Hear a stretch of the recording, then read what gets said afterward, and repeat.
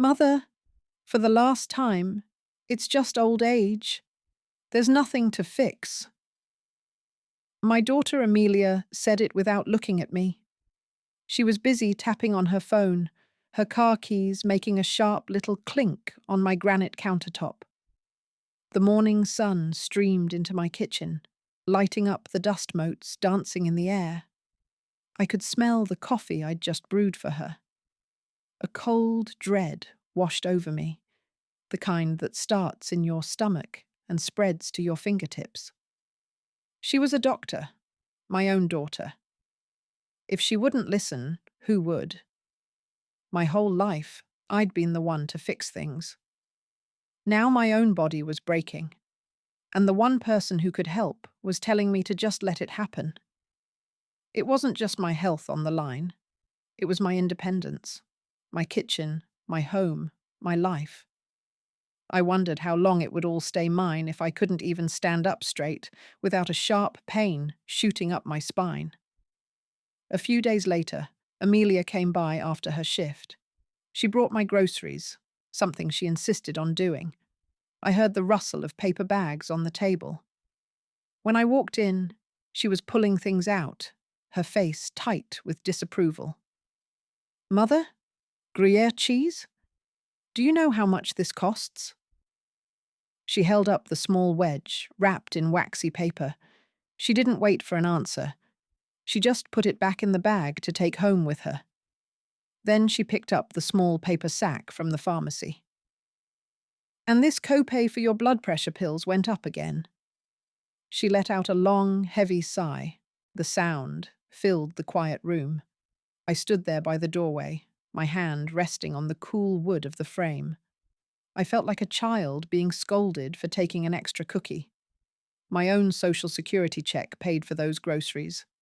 My Medicare paid for most of that prescription. But in her eyes, it was all her burden. I wasn't a mother being cared for. I was a bill that needed to be managed. The next week, the pain in my lower back was a constant, burning ache. I finally called Amelia at her office, catching her between patients.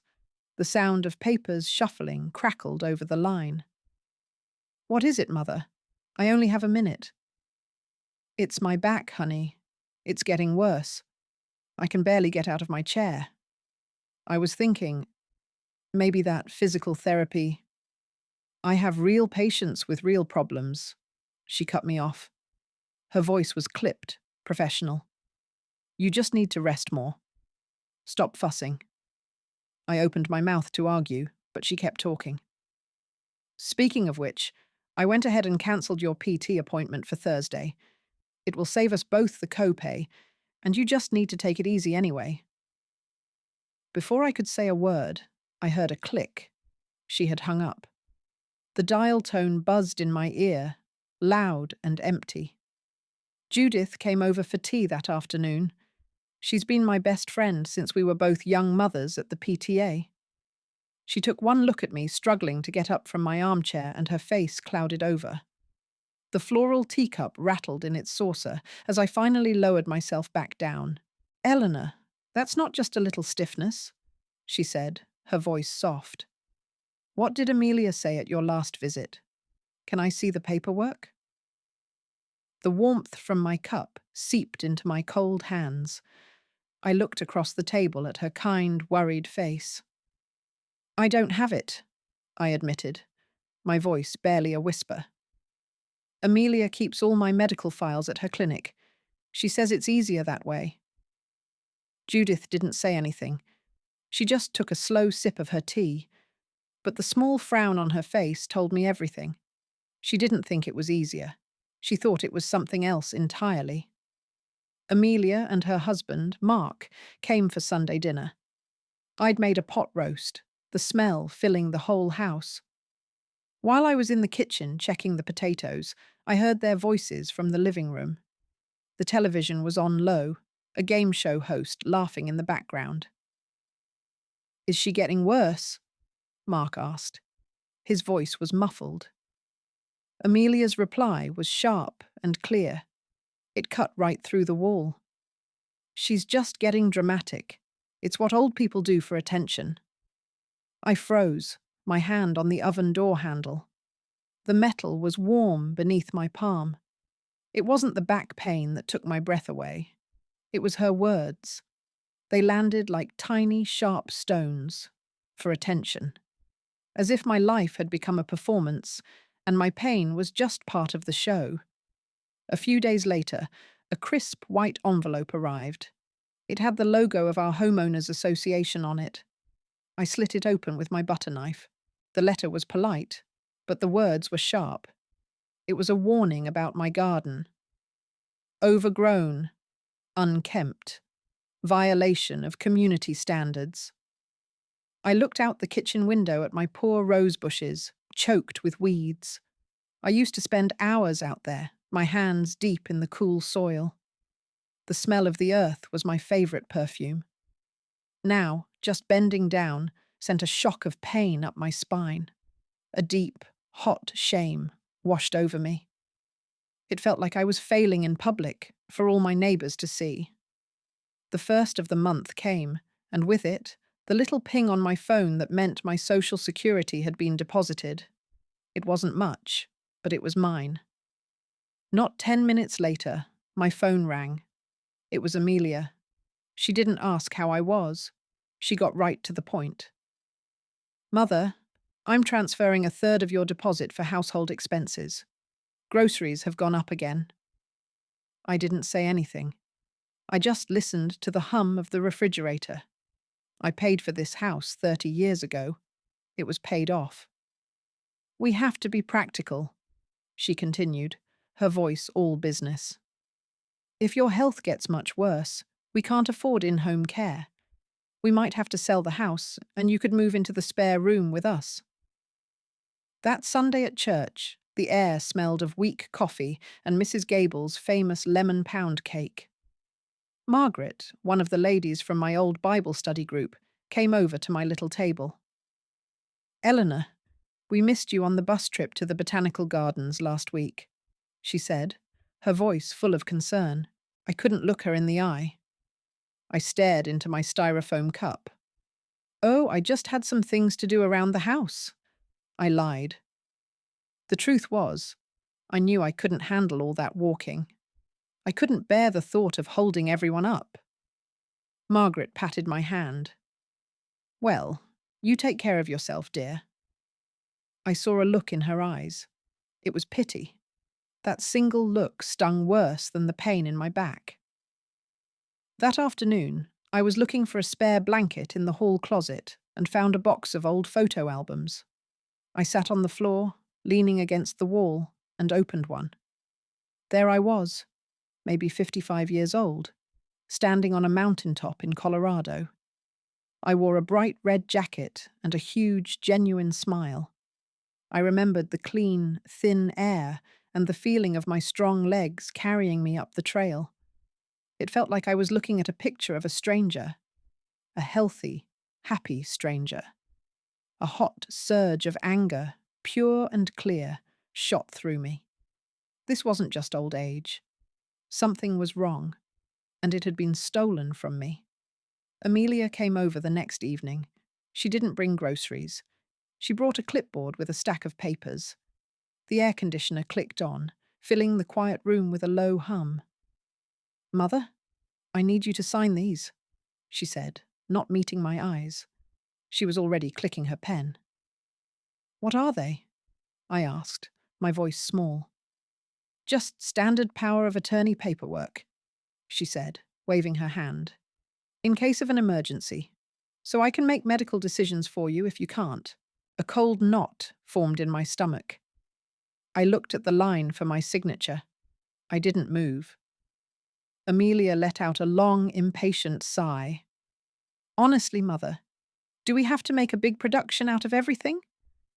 Judith set her teacup down with a firm click against the saucer.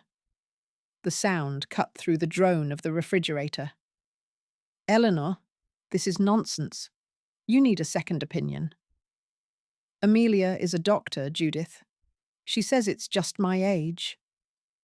Amelia is also your daughter who complains about the cost of your cheese, she said, her eyes sharp. That's a conflict of interest if I ever saw one. She reached into her purse, a big leather thing that smelled faintly of peppermints, and pulled out a business card. She slid it across my oak table. Dr. Evans. Helen from my book club swears by him. He takes Medicare. I looked at the crisp white card. The name felt foreign, disloyal. But the thought of another year like this, of the pain getting worse, was a cold stone in my stomach. After Judith left, I sat with that card for a long time. The house was quiet. I picked up my phone, my thumb hovering over the numbers.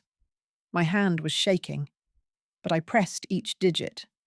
I made the appointment myself, secretly, for the following week. The next morning, I knew what I had to do. I needed my medical records. The thought of calling Amelia's clinic made my palms sweat. I sat by the phone for an hour, practicing what I would say. Finally, I dialed. A cheerful young voice answered.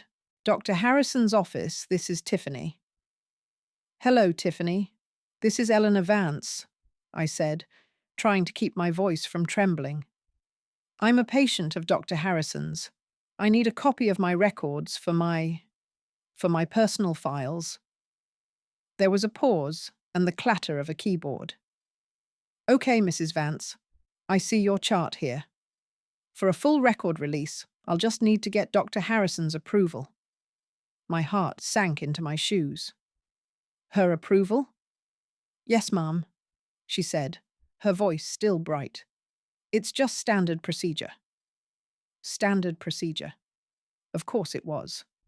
A procedure that put my own story, my own body's history, directly in the hands of the person I no longer trusted. I hung up the phone, feeling more trapped than ever. The next day, I put on my good wool coat and drove to the clinic. I walked past the waiting room full of coughing patients and went right to the front desk. Tiffany looked up, her smile faltering a little when she saw my face. "Mrs. Vance?" she said. "Did the doctor get back to you?"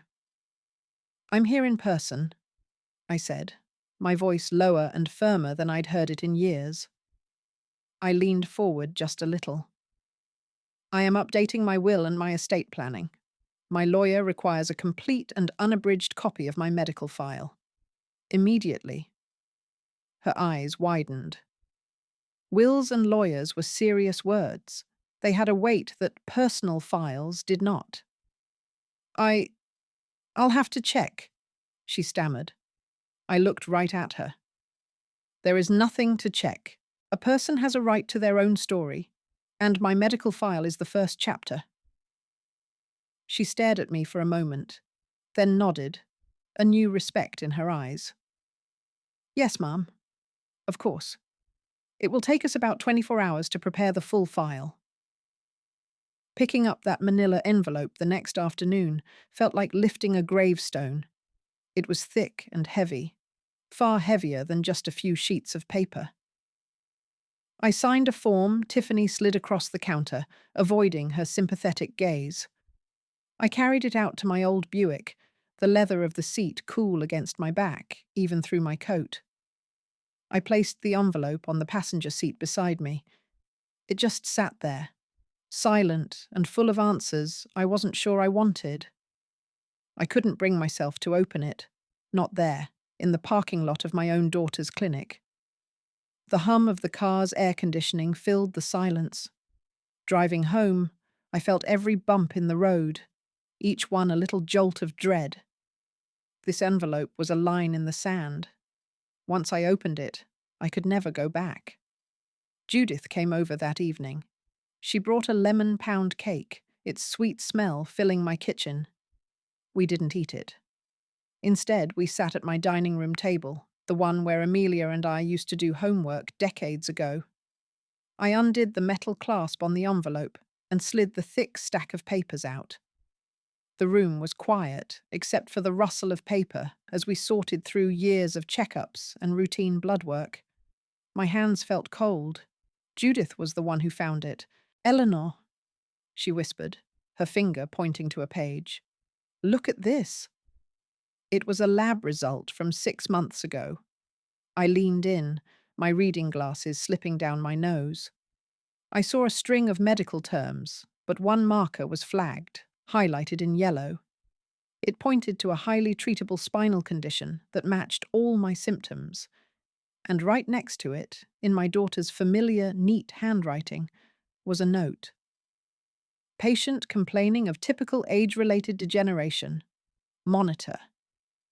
A wave of sickness washed over me, hot and sour. My hand trembled so badly I couldn't hold the paper. Judith took it from me and laid it flat on the table, her own hand covering mine. The hum of my old refrigerator suddenly seemed deafening in the quiet kitchen. I stared at Amelia's familiar, neat handwriting next to the damning numbers. Patient complaining of typical age-related degeneration. Monitor. Monitor. Like I was a machine with a flickering warning light she chose to ignore. The nausea passed, and something else took its place.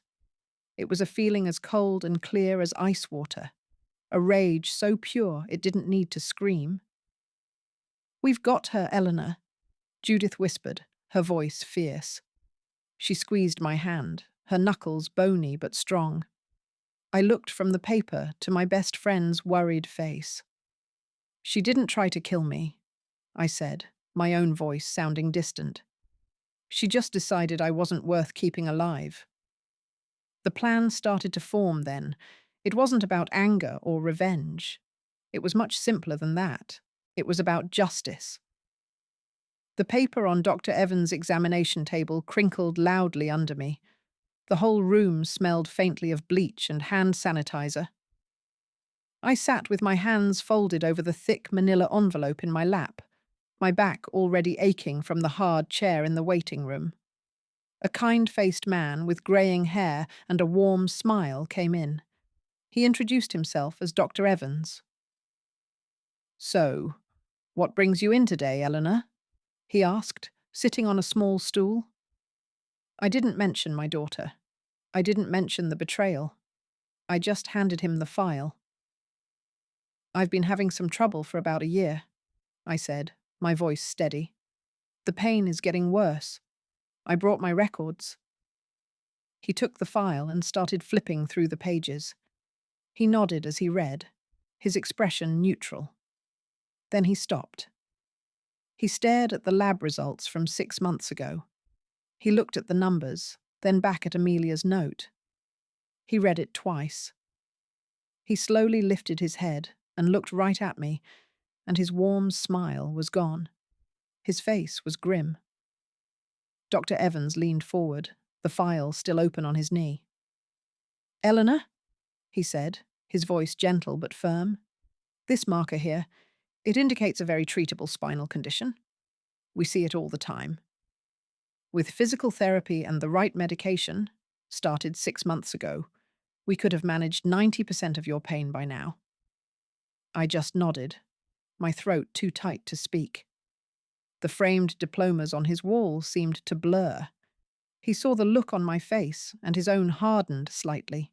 For a doctor to see this result and dismiss it as age-related degeneration. He shook his head, choosing his words carefully. "That is not the standard of care. That is clear negligence."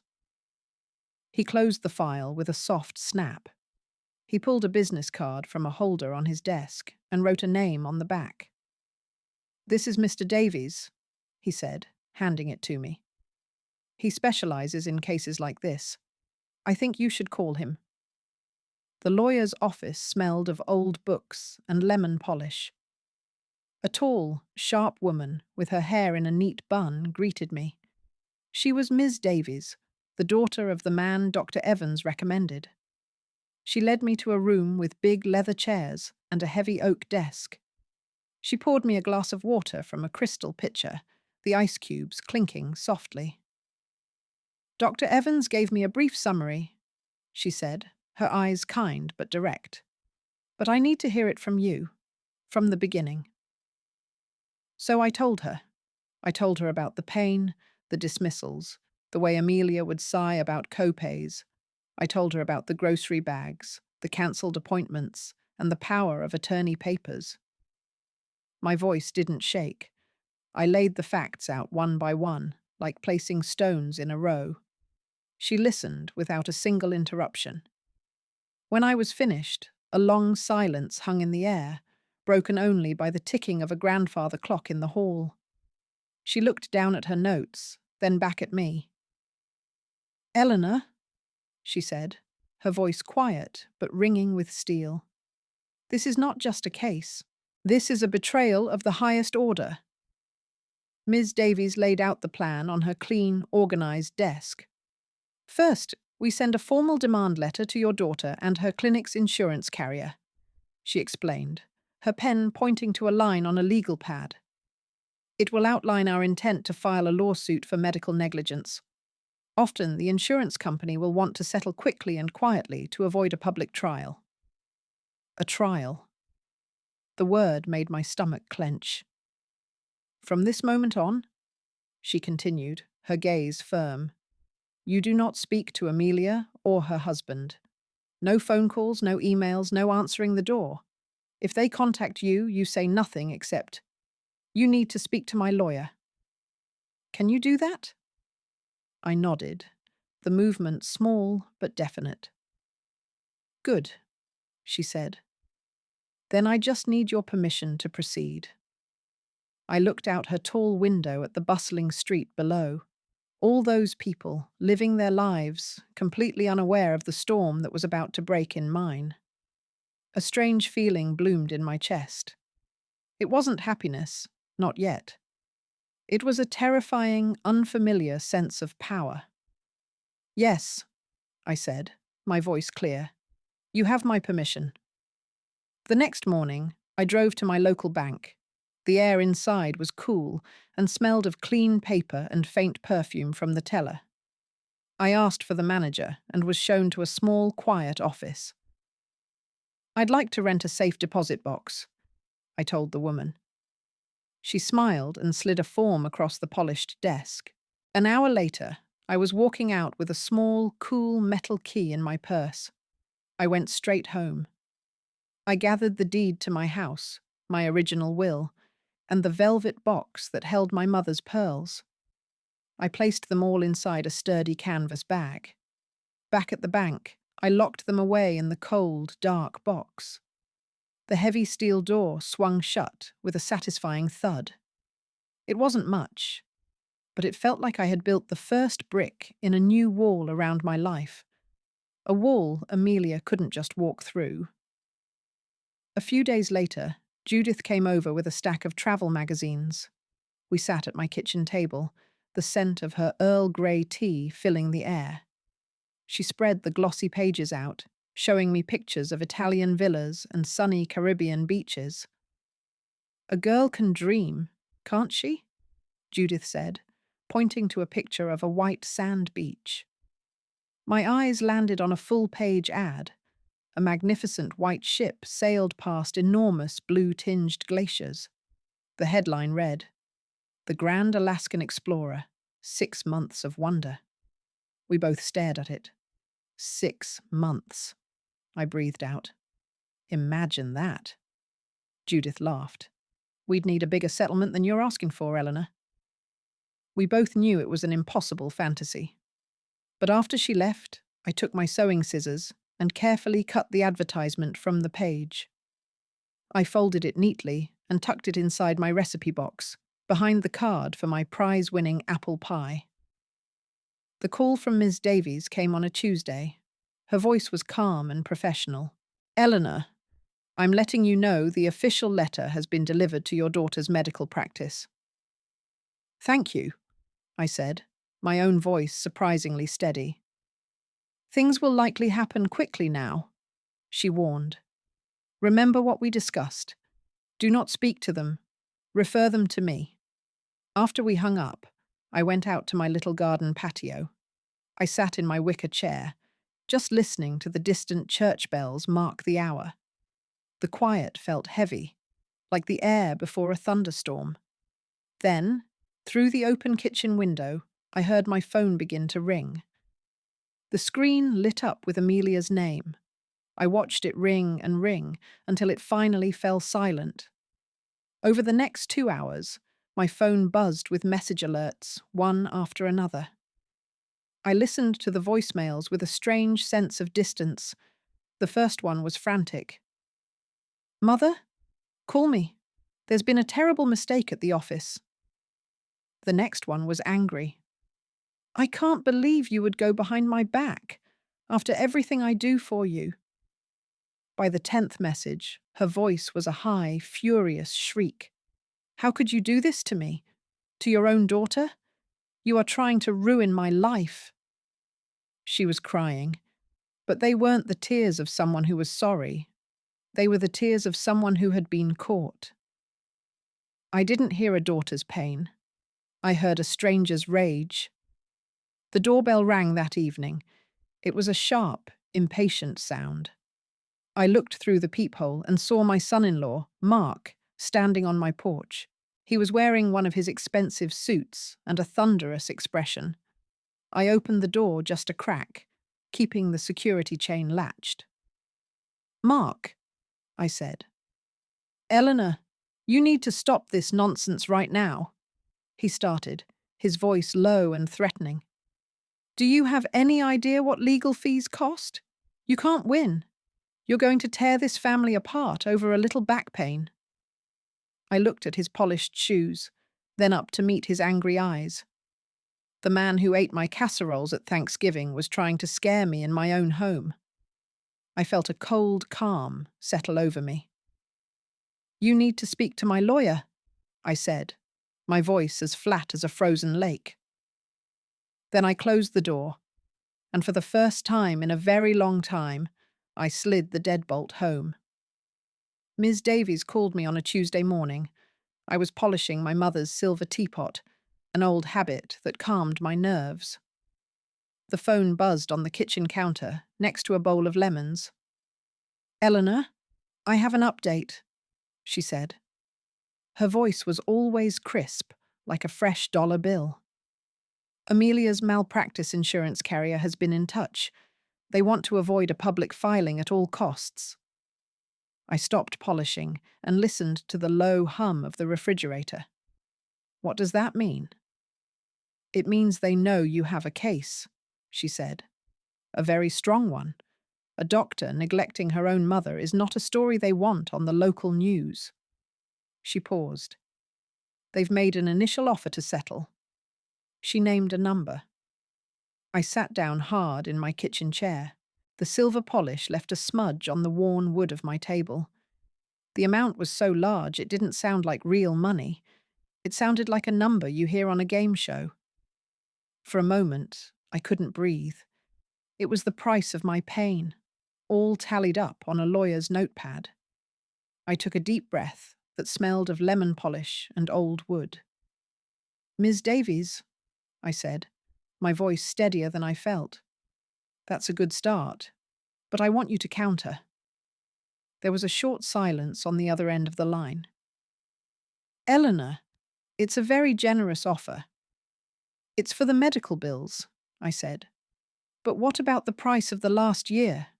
The gardening I couldn't do? The church trips I missed? They can't just pay for the pills. They have to pay for the life that was taken from me." I wasn't shouting. My voice was quiet. It was colder than ice. Later that afternoon, Judith came over. She didn't knock, just let herself in like always, the little bell on the door tinkling softly. She set a bottle of good champagne on my counter. "This isn't for tonight," she said, patting its green glass. "This is for when the war is over." We sat and drank tea, and the unopened bottle sat between us, a silent promise. A few days later, a thick, cream-coloured envelope arrived in the mail. My name was written on the front in Amelia's perfect, looping script, the same handwriting I used to praise on her report cards. I didn't feel a thing. I slit it open with my butter knife. The letter was 4 pages long. It was full of words like misunderstanding and unbearable stress. She wrote, "I was only trying to protect you from worry." She said she always had my best interests at heart. It was a beautiful performance, full of tears I couldn't see and sorrow I couldn't feel. I read it once, folded it neatly, and slipped it back into the envelope.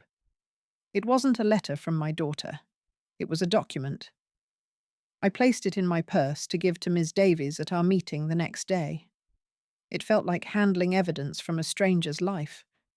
The final meeting was in Ms. Davies's office. It smelled of floor wax and serious decisions. The settlement papers were laid out on her big mahogany desk, a thick stack of them. The other side had agreed to my number. No trial, no public fight. Just a quiet, clean signature. "Are you ready, Eleanor?"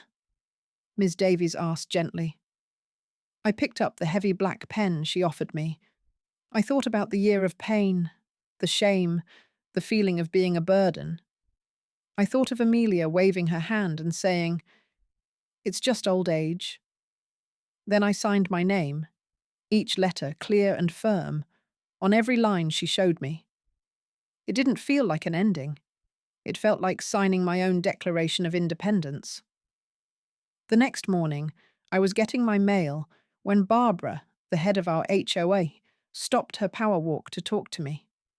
Her face was a perfect mask of neighbourly concern. "Eleanor, dear," she started, fanning herself with an envelope. "I do hope everything is all right. We've seen lawyers' cars over at your daughter's house." I gave her the sweetest smile I could manage. The sun felt warm on my back, the first time I'd noticed it in months. "Oh, that?" I said, patting her arm. "Just a small medical disagreement. But don't you worry, Barbara. It's all settled now." I leaned in a little closer, as if sharing a secret. "In fact, it's settled so well, I'm thinking of taking a long vacation." I left her standing there with her mouth slightly open and walked back to my house, the key feeling light in my hand. The settlement money appeared in my new account on a Tuesday morning. I sat at my little desk in the kitchen, the old computer humming loudly. I had to squint to see the screen properly. But there it was, a number with a lot of zeros after it. It looked like someone else's bank account. It didn't feel real. It felt like a phone number, not money that belonged to me. I clicked the log out button and then logged back in, just to be sure. The number was still there. I picked up the little brochure for the Alaskan cruise, the one I had cut out of the magazine weeks ago. It was sitting right next to the phone. My hand was steady when I picked up the receiver and dialed the number for the travel agent. Her name was Brenda. "Brenda, please," I said. "This is Eleanor Vance. I'd like to talk about that cruise." I heard the smile in her voice. "I was hoping you'd call." Judith sat beside me at the dining room table as I spoke to the agent on the phone. I had it on speaker so she could hear everything. The sun warmed the old wood of the table. "Yes, 2 tickets," I said. "First class. A stateroom with a balcony, if you have one." Judith's eyes went wide. She put a hand over her mouth, but she was smiling. Brenda, the agent, found us the perfect room. "It's for the full 6 months, the Grand Alaskan Explorer," she confirmed. "That's quite a trip, Eleanor." "I've got some time to make up for," I told her.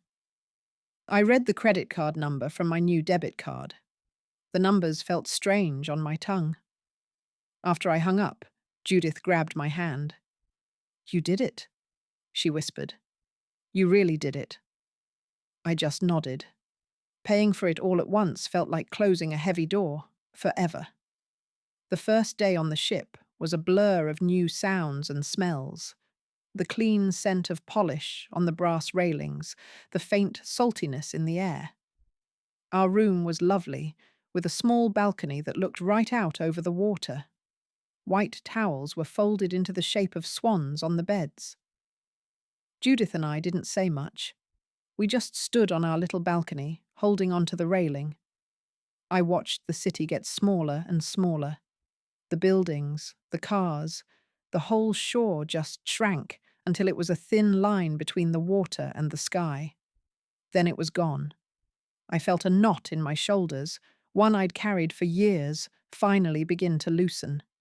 It was a physical feeling, like a tight string had just been snipped.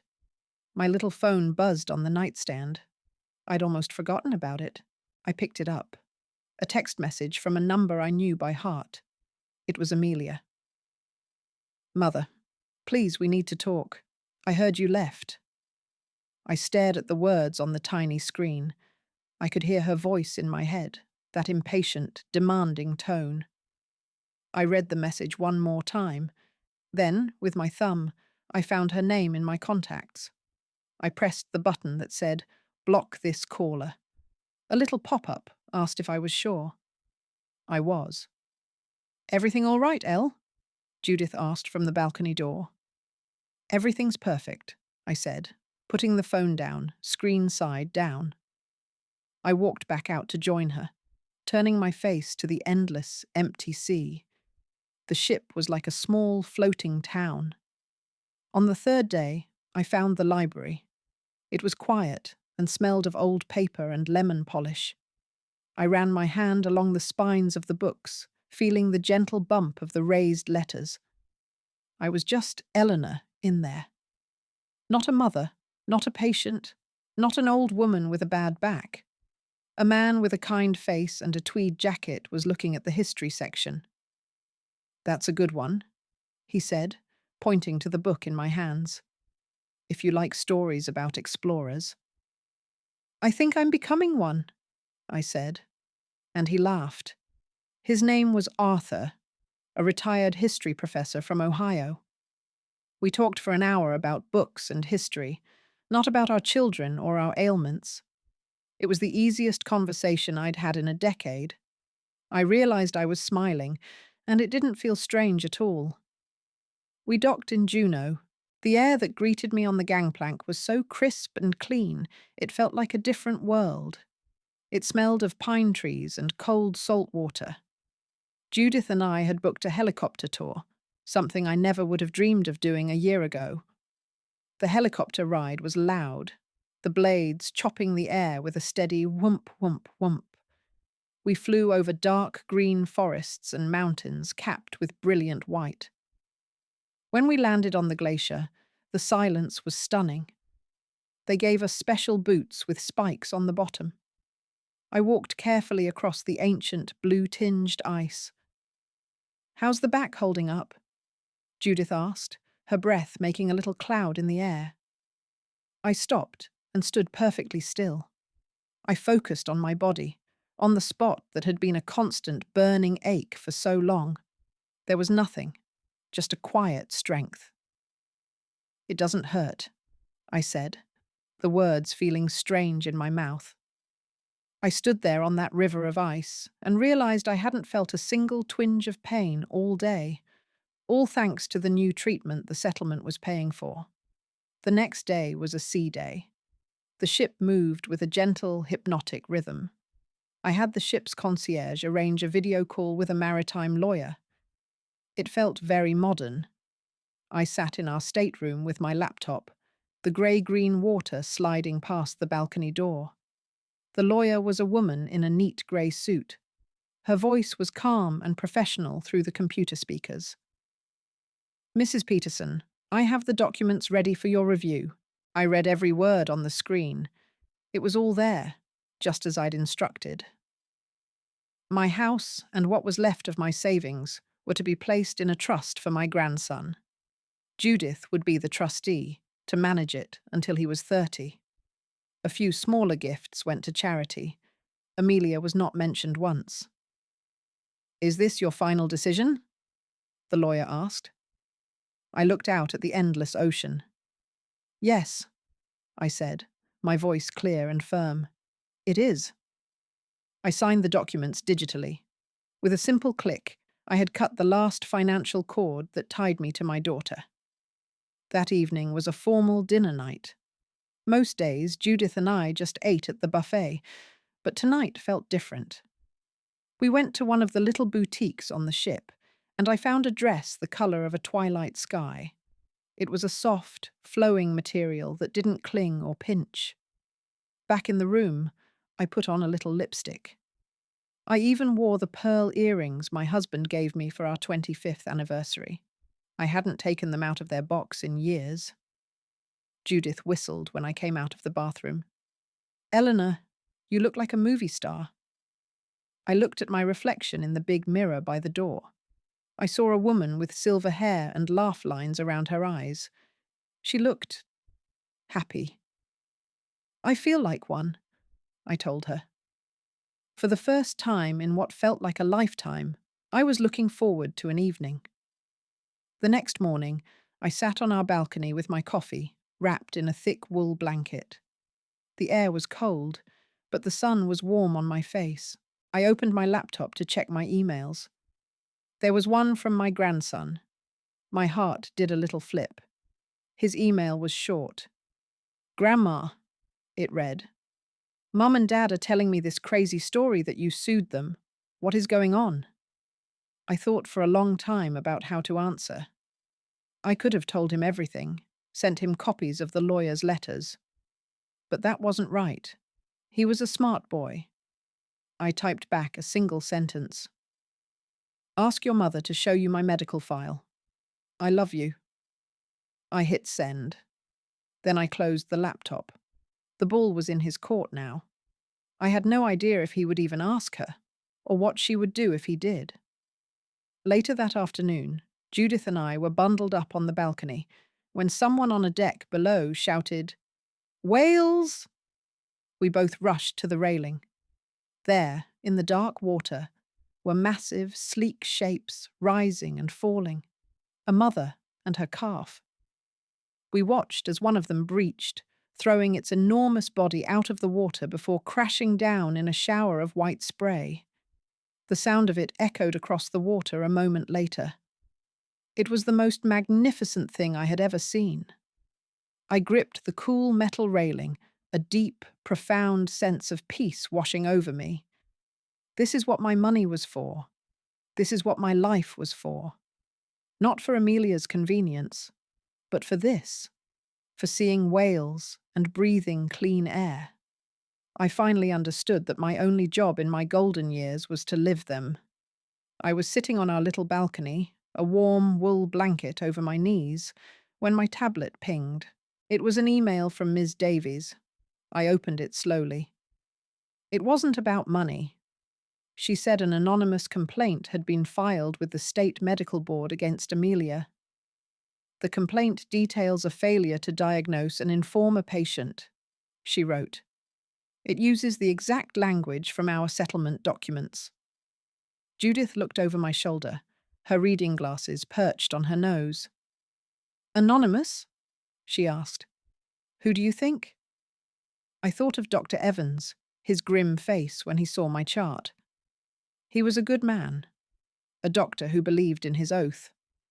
The complaint wasn't from me, but it was my truth, finally out in the world where it could do some good. The next day, I joined a watercolor class offered on the ship. My hands felt clumsy with the thin brush. The instructor, a kind woman with paint stains on her sweater, showed us how to mix blues and whites. The hum of the ship was a gentle background noise. I decided to paint one of the icebergs we had seen. My first attempt was a grey blob. I tried again. This time it looked more like a mountain of ice, floating alone in a dark blue sea. It wasn't very good. The edges were blurry, but I signed my name in the corner. Eleanor. It was mine. That evening, Judith and I were playing canasta in the ship's lounge. The piano music was soft in the background. Two other women, both widows like us, asked if they could join. Their names were Carol and Maria. By the end of the night, we had formed a little club. "What should we call ourselves?" Carol asked, pouring more wine into my glass. Judith laughed, a deep, happy sound. "How about the Salty Crones Club?" she said. We all roared with laughter. We met every evening after that.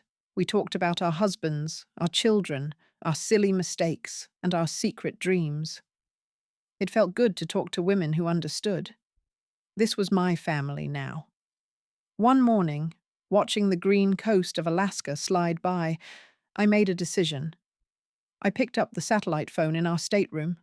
The connection crackled a little. I called a real estate agent in my hometown, a woman I'd known from church. "Barbara, it's Eleanor," I said. "Eleanor, how are you, dear?" she asked. "I'm wonderful. I need you to do something for me. I want you to sell my house." There was a pause on the other end. "Sell it? But Eleanor, where will you live?" she asked, her voice full of concern. I looked out at the endless water. "I'm not going back to that life, Barbara," I told her. "Just put it on the market." We sailed into Glacier Bay the following week. The air turned sharp and cold. Judith and I stood on our balcony, wrapped in thick coats, holding mugs of hot coffee. The ship moved in an almost total silence, the engine a low thrum beneath our feet. Giant walls of blue and white ice rose from the dark water. Small pieces broke off with a sound like thunder, crashing into the sea. "Can you believe this?" Judith whispered, her breath making a little cloud. I just shook my head, unable to speak. I realized my world had become so small back home. It was just my house, the grocery store, and Amelia's clinic. Now, looking at this vast, wild beauty, I felt like my life had no walls at all. The email from my real estate agent arrived while Judith and I were having breakfast on our balcony. The little chime from my tablet sounded so cheerful.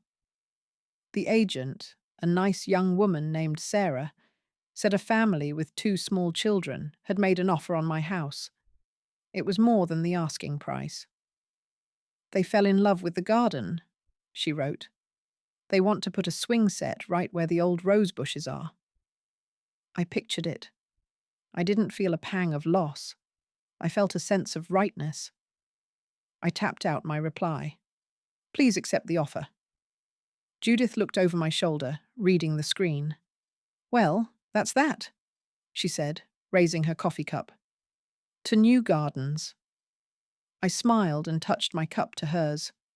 The china made a soft clinking sound. It felt like the final closing of a heavy door.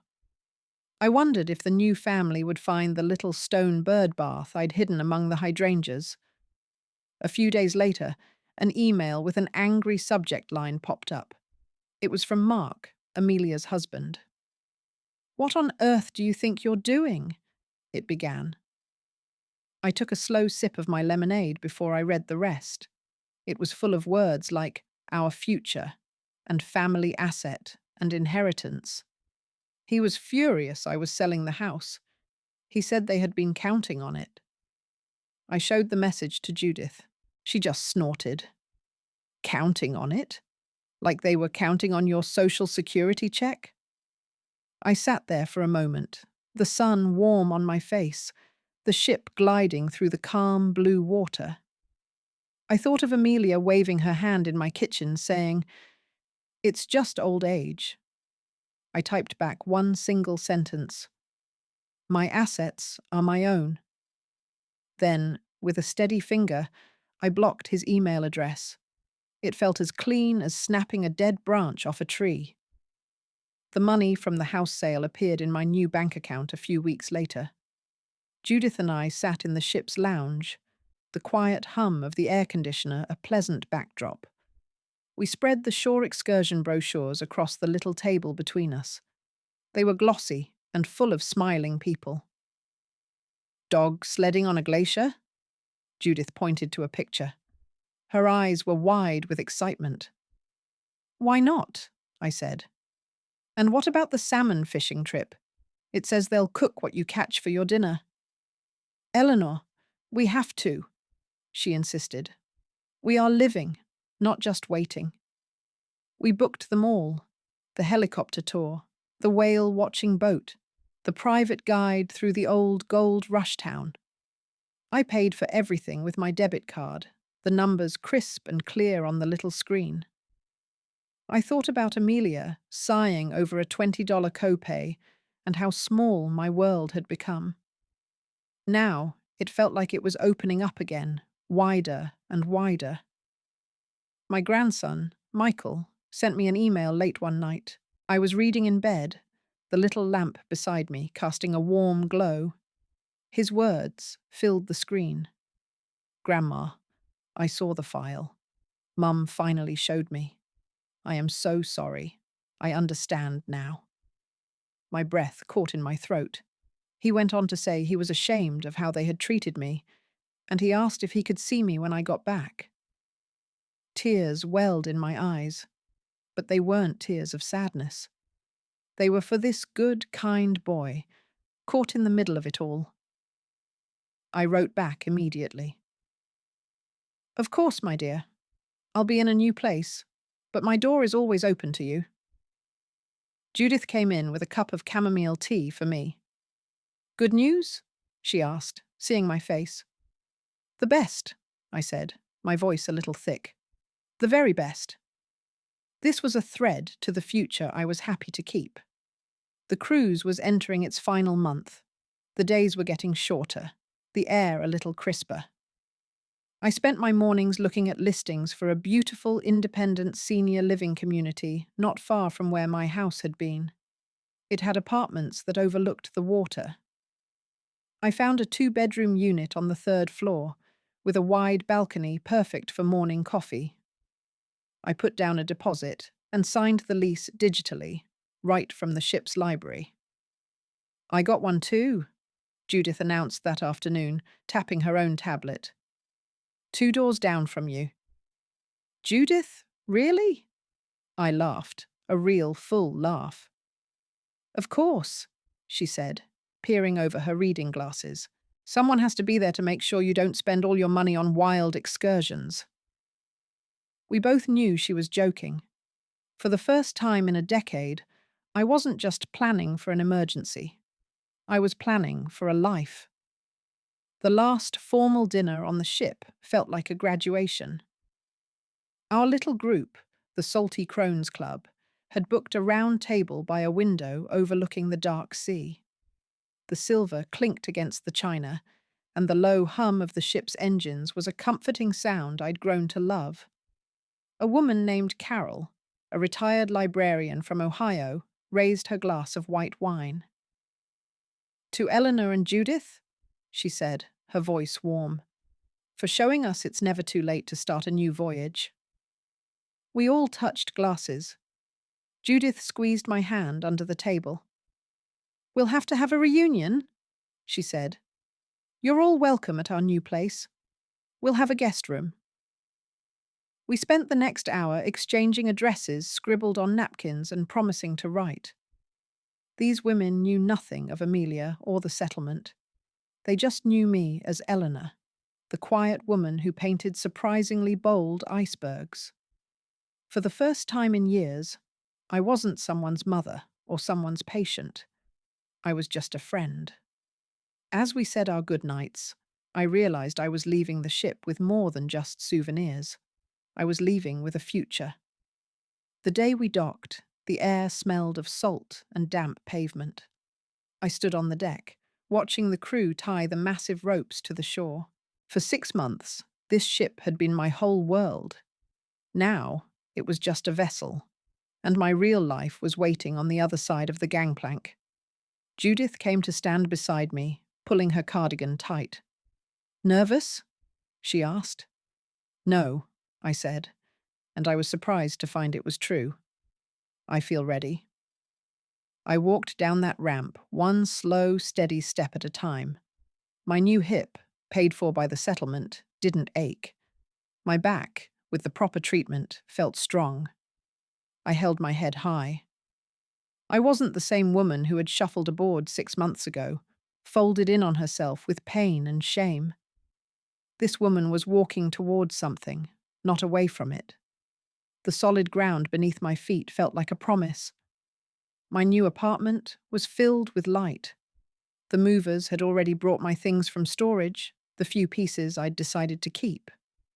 Big windows looked out over the Puget Sound, and the water was a calm, slate grey.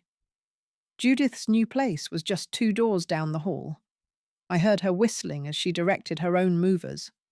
I unwrapped the watercolor I'd painted on the ship, the lone iceberg. It wasn't perfect, but it was mine.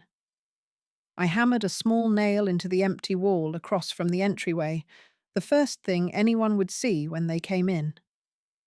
"There," I said to the empty room. "That looks just right." The painting wasn't about the cold or the loneliness. It was about the 90% of it that was hidden under the water, the part that was all strength. It looked perfect. Before I had the old phone number disconnected for good, I decided to check the messages one last time. I sat on a cardboard box that smelled of dust and old books and pressed the button. There were a few automated calls, a message from the church about a bake sale, and then one more. Amelia's voice filled the quiet room. It wasn't angry or demanding. It was a broken, weeping sound I hadn't heard since she was a little girl who'd scraped her knee. "Mother, are you there? Please pick up. The medical board. They called me. They've suspended my license. They're doing a full investigation. Someone reported me. Mother, my whole life is over."